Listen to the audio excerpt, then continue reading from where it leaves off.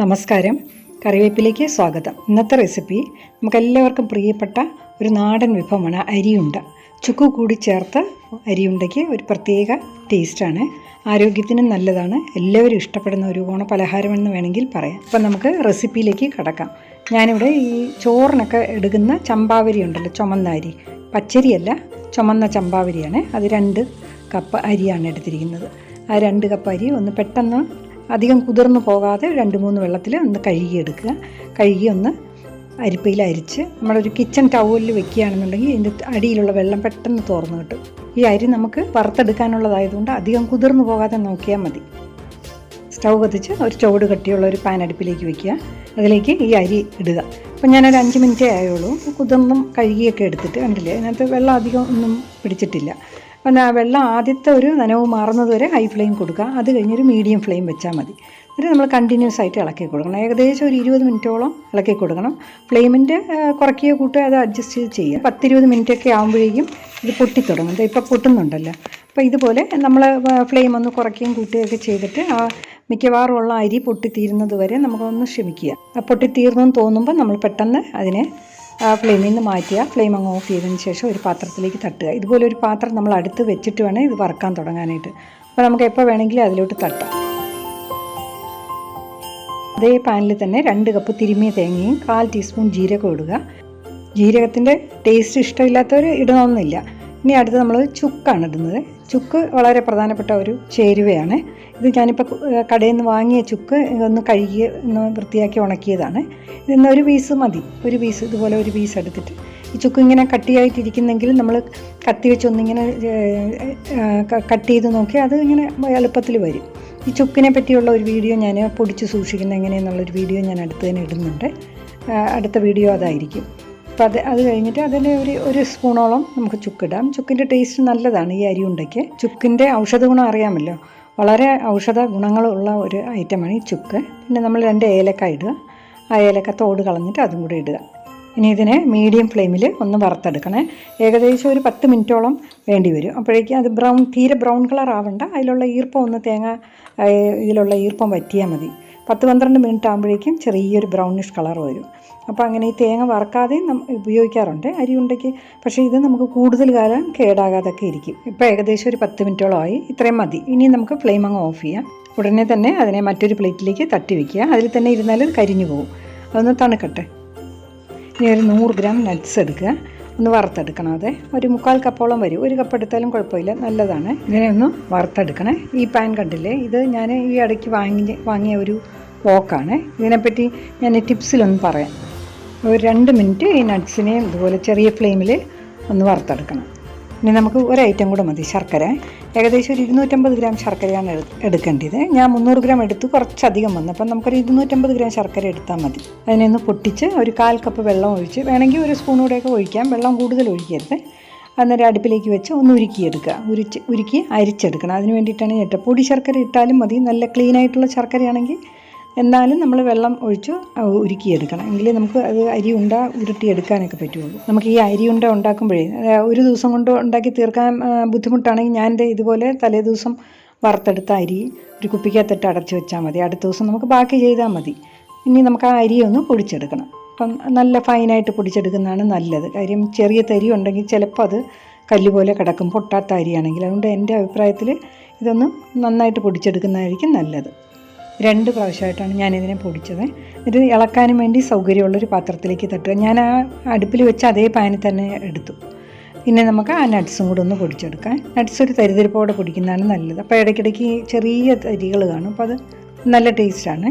അതും കൂടെ ആ അരിമാവിലേക്ക് ഇടുക. ഇനി ആ തേങ്ങയും കൂടെ ഇതേപോലെ പൊടിച്ചെടുക്കണേ. പലരും ഇത് ഒരുമിച്ച് പൊടിച്ചെടുക്കാറുണ്ട്. വേണമെങ്കിൽ നട്ട്സും തേങ്ങയും ഒരുമിച്ച് പൊടിക്കുക. അപ്പോൾ ഇതുപോലെ പൊടിച്ചെടുത്ത് അതും കൂടെ അതിൽ മിക്സ് ചെയ്യുക. ഇനി ഇതെല്ലാം കൂടി നന്നായിട്ട് കൂട്ടി യോജിപ്പിച്ചെടുക്കുക. അപ്പോൾ ആ ഇടയ്ക്കിടയ്ക്ക് വെളുത്ത പൊടികളായിട്ട് കിടക്കുന്ന നട്ട്സിൻ്റെ പൊടിയാണ്. അത് കുഴപ്പമില്ല, അത് നല്ലതാണ് അങ്ങനെ കിടക്കുന്നത്.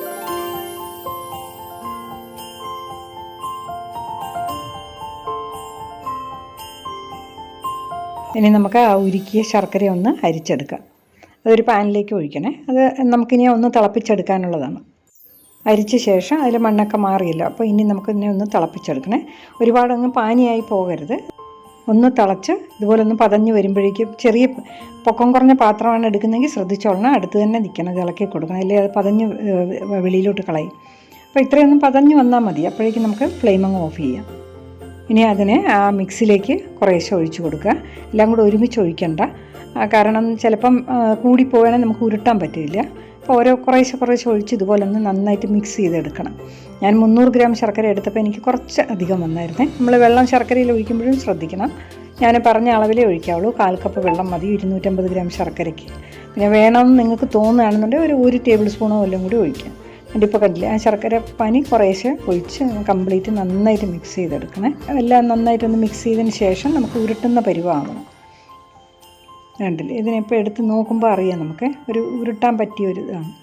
ഇപ്പം നമുക്കിതുപോലെ വെള്ളത്തിൽ പോലെ തണുക്കുമ്പോൾ ഇത് കട്ടിയാവും. ചെറിയ ചൂട് കൈക്ക് പറ്റുന്ന വിധത്തിലുള്ള ചൂട് വെച്ച് നല്ല പ്രസ് ചെയ്ത് ഉരുട്ടിയെടുക്കണം. വളരെ എളുപ്പമാണ് അരിയുണ്ട ഉണ്ടാക്കാനായിട്ട്. കാരണം നമ്മുടെ വീട്ടിൽ തന്നെ എപ്പോഴും അവൈലബിൾ ആയിട്ടുള്ള സാധനങ്ങളെ ഇതിന് ആവശ്യമുള്ളൂ.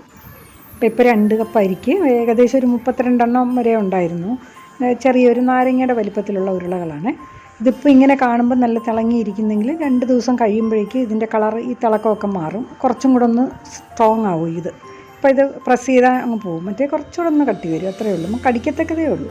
നല്ല സൂപ്പറായിട്ടുള്ള അരിയുണ്ട റെഡി ആയിട്ടുണ്ട്. നമുക്ക് പെട്ടെന്ന് ഉണ്ടാക്കിയെടുക്കാൻ പറ്റുന്ന ഒരു പലഹാരമാണിത്.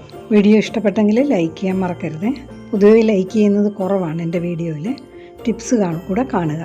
ടിപ്സിൽ ഞാൻ ഒരു വോക്കാണ് മൊത്തമായിട്ട് ഉപയോഗിച്ചിരിക്കുന്നത്. ഇതൊരു അയൺ സ്റ്റീൽ വോക്കാണ്. ഞാൻ വാങ്ങിയിട്ട് അധികം നാളായിട്ടില്ല, ഒരു 4 മാസമേ ആയിട്ടുള്ളൂ. ഇതുപോലെ മറ്റൊരു വോക്കും കൂടി ഉൾപ്പെടുത്തി ഒരു വീഡിയോ ഞാൻ അപ്ലോഡ് ചെയ്തിട്ടുണ്ടായിരുന്നു നേരത്തെ. അപ്പോൾ അത് ഞാൻ എൻ്റെ സ്ക്രീനിൽ ഇട്ടേക്കാം, താല്പര്യമുള്ളവർക്ക് കാണാം. ഇതിൻ്റെ വലിപ്പം കൊണ്ട് തന്നെ ഇത് വളരെ സൗകര്യപ്രദമാണ്.